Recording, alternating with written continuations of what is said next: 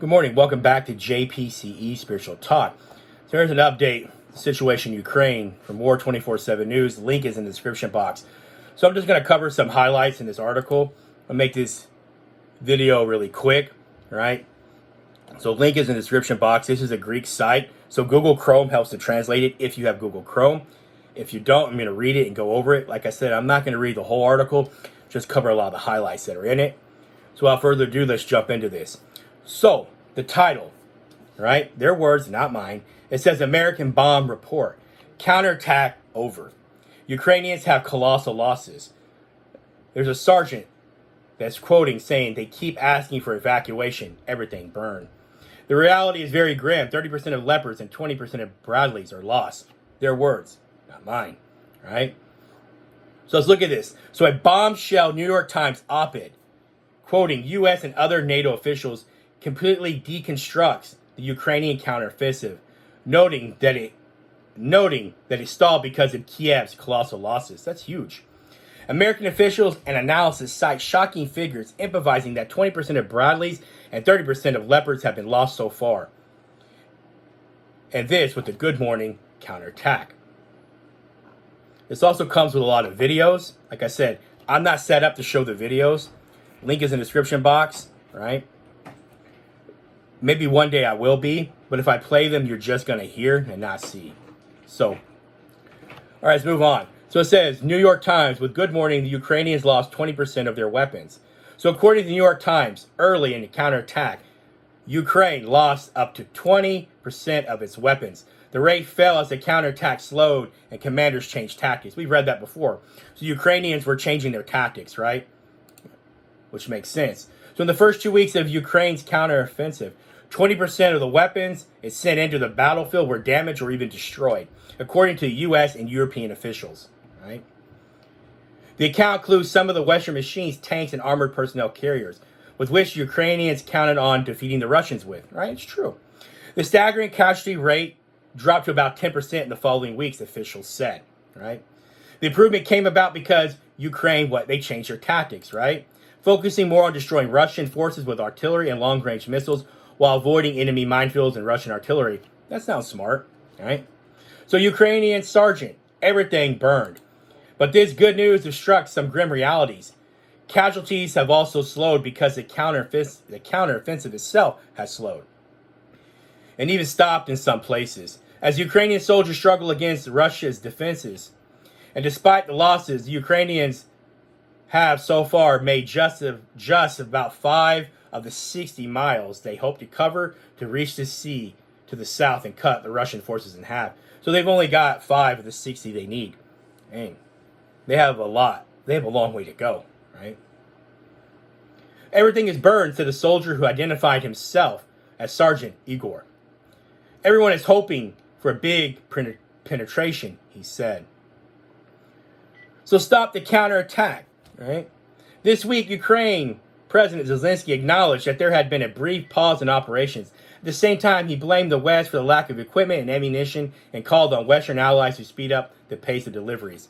You gotta be kidding me, right? My view of Zelensky is this. The guy is a snake. He's a serpent, right? He's received billions and billions and billions of dollars, right? And they have nothing to show for it, right? U.S. officials acknowledge the pause and said that Ukrainians began moving again, but more purposely, more experienced in navigating minefields and aware of the risk of casualties. With the shipment of cluster munitions from the United States, they said the pace could be quickened. Well, I'm sure when you're desperate. It's not that fast, but it's not catastrophically delayed, British Defense Secretary Ben Wallace said on Wednesday. He's doing what anyone else would do to fight his way through the minefields to Russian line. The problems are centered on farms in southern Ukraine, where much of the counteroffensive is taking place. Their Bradley vehicles, coveted by Ukrainians, run into anti-tank mines on a daily basis, say soldiers who have fought in the area. The vehicles, which weigh about 34 tons, are designed to transport soldiers to areas exposed to artillery fire. And planning the Ukrainian counteroffensive, the Bradleys were intended to transport troops across the fields to reach Russian trenches and bunkers. Your ears are ringing and things inside are flying around, said a private from the Ukrainian army who asked to be identified by his first name and rank. So his first name, Private Suri, if I said that right. It survived one such blast last month in fighting south of the city of Orkiv and Zaporizhzhia region. In many cases, the explosions severely damaged the vehicles, immobilizing them long before they could reach the Russian lines.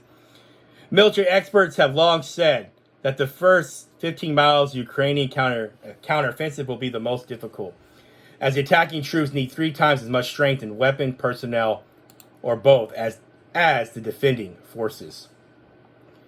Ukrainian losses. It doesn't mean it's doomed to fail, said Kemily Grant, a defense expert at the European Council on Foreign Relations and a former NATO Assistant Secretary General.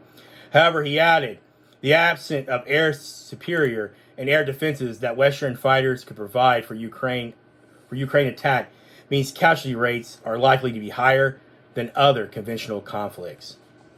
For an example, Ukraine's 47th Mechanized Brigade, one of the 3 units equipped and trained in the West, was to receive 99 Bradleys according to the U.S. military plans. Data from ORCS, a military analytics website that only counts casualties it has visually confirmed, shows 28 of those Bradleys have been abandoned or destroyed, including 15 in the village of Zaporizhzhia province on June 8th and 9th. The 47th Brigade was attacked by helicopters while trapped in a minefield.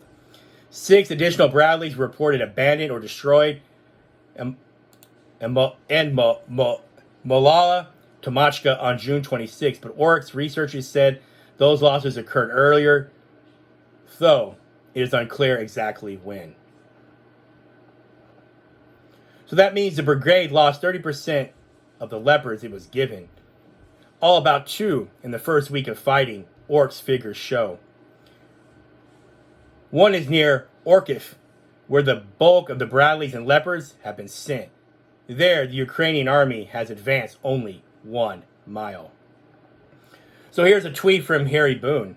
After suffering heavy losses, Ukrainians paused to rethink strategy. Early in the counteroffensive, Ukraine lost as much as 20% of its weapons and armor. The rate dropped as the campaign slowed and commanders shifted tactics. And this is where the article ends. Thank you all so much for following. I kind of went over the highlights of this article. Link is in the description box. There's videos with this article. Like I said, I can't show them. Hopefully one day I'll be set up and I can show those videos. I love you all so much. Have a great day. All right, I'll see you all back this evening. May the Lord bless you and keep you. The Lord make his face shine upon you and be merciful to you. The Lord let his countenance upon you and give you peace. In the name of the Father, Son, and the Holy Spirit, both now and forever, the sages. Amen.